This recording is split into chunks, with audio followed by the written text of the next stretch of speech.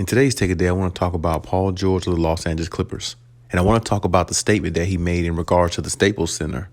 Now, before we get into that, though, please like, subscribe, also hit the notification bell, just so you can get the newest and the bonus content first. We put out content every day, so you won't miss any content here. Let's go ahead and jump right into this. So, when I think about Staples Center, I think about the Lakers and the Clippers. And more so, you can say most people are going to think about the Lakers just because of the winning and the winning organization they've been. They have been a staple, if you would say, in the NBA as one of the top teams or as one of the premier teams, Showtime teams, upper echelon type teams. They've been that for years in the NBA. And they're never really looked at any different. No matter what lineup they put on the floor, they're always in the spotlight. And that's just the way it's always been. The Clippers, on the other hand, haven't always been in the spotlight. But at the same time, you look at the way they've been in the spotlight these last couple of years, whether you hated them or love them, with Kawhi Leonard being the guy, adding Paul George to the mix, they've been a very, very popular / hated team. Either one. It's no in between with a team like the Clippers. Either you hate them or you like them. It's no in between. So there's a lot that goes on, and there's a lot that goes with the Staples Center history. And when you talk about the winning, the greatness, and everything that came with it, it's really, really hard to shy away from what Staples Center means to the NBA. I mean, honestly, we just lost Kobe Bryant a year or so ago, and that right there will always stand in Staples Center. That wave of Kobe Bryant, the era of Kobe Bryant, his brilliance, his dominance, his everything. He is the greatest Laker of all time, if you ask me. No Laker is better than Kobe Bryant. Not Shaq, not Magic, Kareem. It doesn't matter. Like, you can name all of them. James Worthy from the past to now, Jerry West, whoever. Kobe was the best Laker of all time.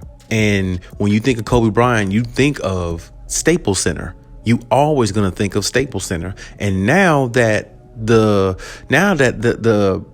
owners and all those type of upper people in management want to sit there and change the name to crypto. And the crypto arena, I mean, I don't understand why I even do it myself. And Paul George just made a statement in regards to that. He was basically saying in the statement that you could see that it's weird. It's going to be weird. You grew up always knowing Staples Center to be Staples Center, the legacies that's there, the history that's there. To just go ahead and change it all of a sudden is a really, really weird type thought process. I mean, who even saw this coming? I mean, why even change it? I mean, damn, are the Lakers playing that bad that you want to go ahead and change the name of Staples Center into something else because the Lakers are playing that bad and they don't look like the team you want them to be? Well, I mean, they don't have LeBron James right now.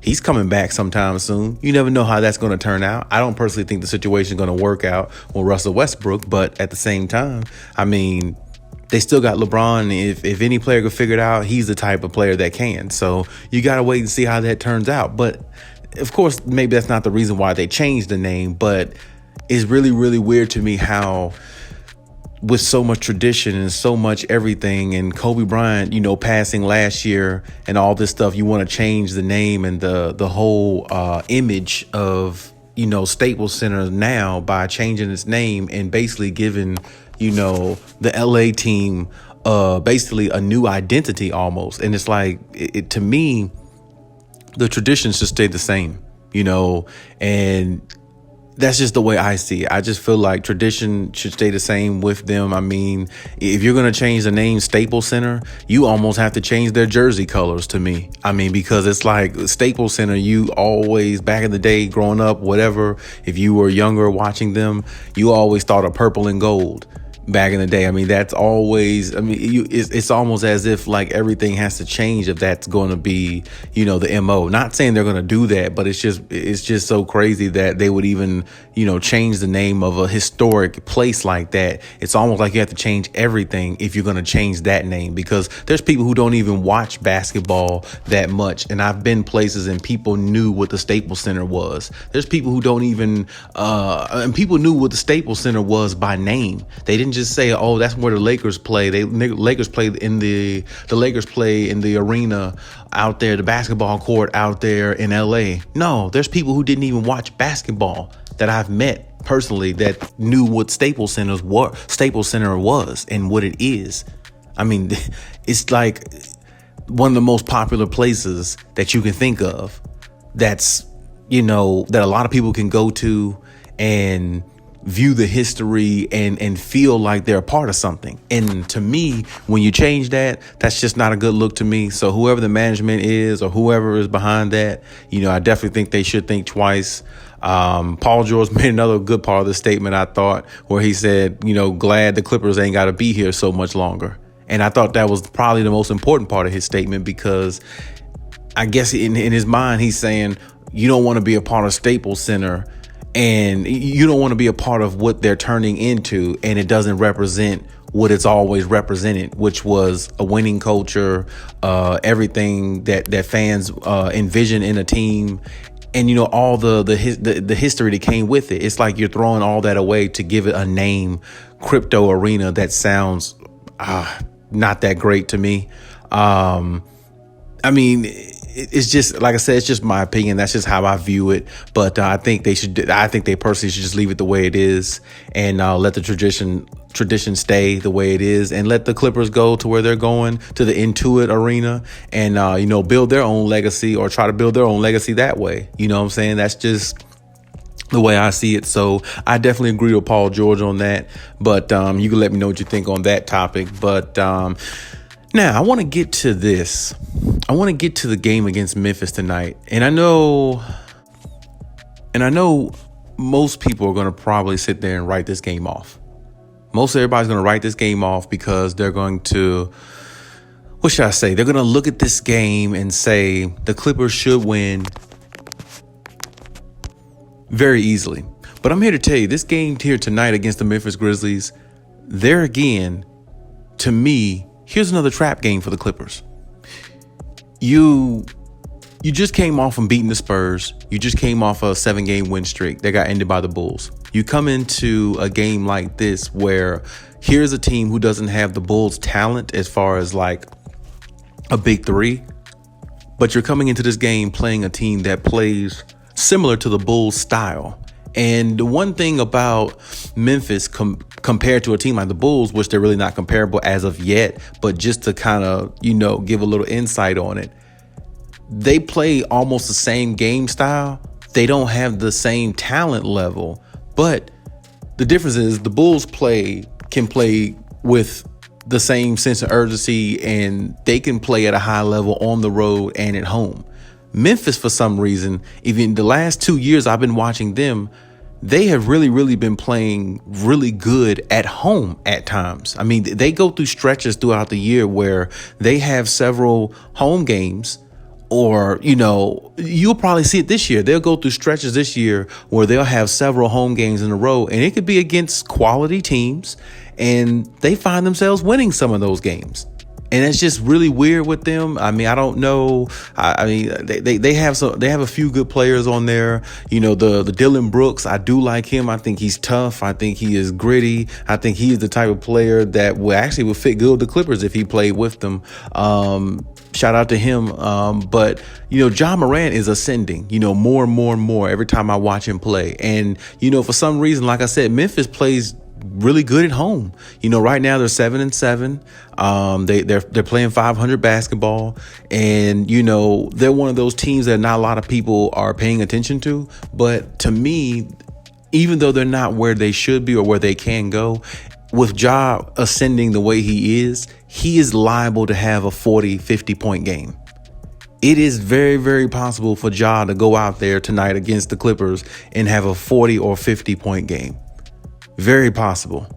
Because like I said, for some reason, the Grizzlies just play better at home than they do on the road. It's like, they don't have enough talent to go on the road and, really solidify themselves as a deep playoff team, caliber type team, even though I still think they might sneak into the playoffs, just like they did last year in the play-in tournament. They got past the Warriors. I still think they might sneak into the playoffs, but the way Ja is ascending and the way they're coached and how they play with, a little bit more up-tempo basketball at times, it's going to make them dangerous to me. And the reason why this is one of those trap games to me is because the Clippers are going on the road, seem like for the first time all season, seem like the Clippers were just at home every game this season almost. It just feels that way, so now it's like they're going on the road and they're playing a team that they beat one or two times a few weeks ago, but at the same time, they're playing a team that kind of knows their style now, a team that's paid attention to them, a team that had time to, watch some of the things, their tendencies that they like to do. And, when you play a team for a second or third time in 2 or 3 weeks, a lot of times you get you get their best punch available. You know what I'm saying? You get their best punch and they come at you in a way where it's like, oh, we beat them the first or second time, but now they're coming at us almost like they know everything we're doing offensively and they're just counteracting it. So this is why I say tonight's game, it could be one of those games, for the Clippers where, they might find themselves down by double digits going into the fourth quarter. And hypothetically, let's say Paul George is shooting inefficient. So is Reggie Jackson. And they're down by 10 and they're going to have to find a way to get some energy maybe off the bench or somebody like that to come in and give them that third score. I mean, a legitimate third score. And you may not, the game may not necessarily go this way, but this is how I see it because I definitely see Ja Morant having a big game tonight. And I really don't know why. I just feel like this is one of them games where Ja Morant might drop 40 or 50. Like I said, I mean, it's just one of those type games. Like I said, they're 7-7. They lost to the Clippers before. They see them on the schedule and they want to get some payback. And the best way to do it is at home in front of your crowd. The city of Memphis needs something to boost them up right now. Shout out to the rapper Young Dolph, who just passed away. That's from Memphis. If you don't know him, you can check him out. But yeah, it's like they need something to uplift them right now. You see what I'm saying? Just something to give them a little bit of a lift. And beating a team like the Clippers at home when Memphis is kind of down right now would be huge for them. And this is why I said this is a trap game for the Clippers going into this game. So you're going to have to come on, or you're going to have to come out, you're going to have to show out, and you're going to have to play at a high level and play with the same energy intensity that you did at home when you had your home crowd behind you. Because if you come out lagging, sleepwalking on defense, missing assignments, blowing assignments on defense, getting unnecessary turnovers, taking ill-advised shots, you're probably going to get beat. Because like I said, Memphis Grizzlies are 7-7. They're a 500 basketball team. So any team that's 500 or better is a playoff team, right? Most of the time. So if they're playing 500 basketball, if they're a playoff caliber type team, which they are, simply because we saw them make it last year, go through the play-in tournament and actually beat, Stephen Curry, which a lot of people, undervalue that. But I mean, Stephen Curry lost to Ja Morant in a play-in tournament game. That should be a stain on Stephen's resume a little bit. But I mean, hey, that's head to head. But, hey, nobody looked at it, so it's not a big deal. But I'm just saying they're one of those teams that the Clippers don't need to take lightly, need to go in there and be efficient as possible and try their best to keep, monitor Ja Morant from going off for like 40 or 50 points. And like I said, it's just one of them games for the Clippers. Clippers have several games in a season where they lose to a team and they're not supposed to, and they definitely should have won that game. And it's like, it's a head scratcher. You see what I'm saying? This is one of those type games. So the Clippers need to come out here, extend their winning streak to 2 because they just won their last game, and keep it going. Keep it going as long as you can because the schedule is only going to get tougher. The road game's only going to get tougher, and the season's going to make you more fatigued as it goes on, but you have to find a way to get through it. But hey, that's my take on the situation. Before I go, though, I do want to say this. I guess I should give my prediction this game. It's really crazy. I'm almost leaning. I'm going to say 119 to 120. I don't know why that's the score that's in my head, but I'm going 119, 120.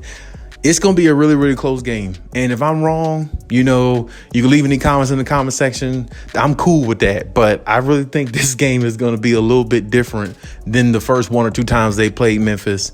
And I think John Morant is ready to have one of those blast off games. You know what I'm saying? He it's like every few games, he comes out with a 35, 40 point game, like every 2 to 3 games. You know what I'm saying? It's just how he plays. You know what I'm saying? I've been watching him since last year, really been paying attention to him. I've been watching the Grizzlies a little bit more. And, like I said, he's an interesting young product, but the Clippers are going to have to just make sure they neutralize him, keep him in check, and go out there and execute the plan the way they're supposed to. And the Clippers could win this game. I do think it's going to be close because I think it's the Clippers' first road game in a while, a first road game against a team that, is comparable to them. I mean, the Grizzlies are not as good as the Clippers, but you can't say the Grizzlies don't deserve to be on the same floor as the Clippers because they have some talent on there, just like the Clippers do, and they have a young star in John Morant that looks like he can't be guarded. I mean, he looks like Derrick Rose 2.0, and teams are just not. It just looks like he's getting better and better and better. And sometimes the Clippers defense looks like it's declining at times. And you might have a player like him drop 40 or 50 points, and that changes the whole outcome of the game. And the Clippers might find themselves losing the game that they really should win. But like I said, it's going to be a close game. That's my prediction. I do think PG going to have over 30 plus points, everything. I think Reggie might chip in, but the shooting percentage is what worries me. But we're going to have to see how it goes and how it pans out. But we'll check the game out, and then I'll give my analysis from there. But, hey, leave any comments in the comment section. Let me know what you think. And, hey, Khaliis out.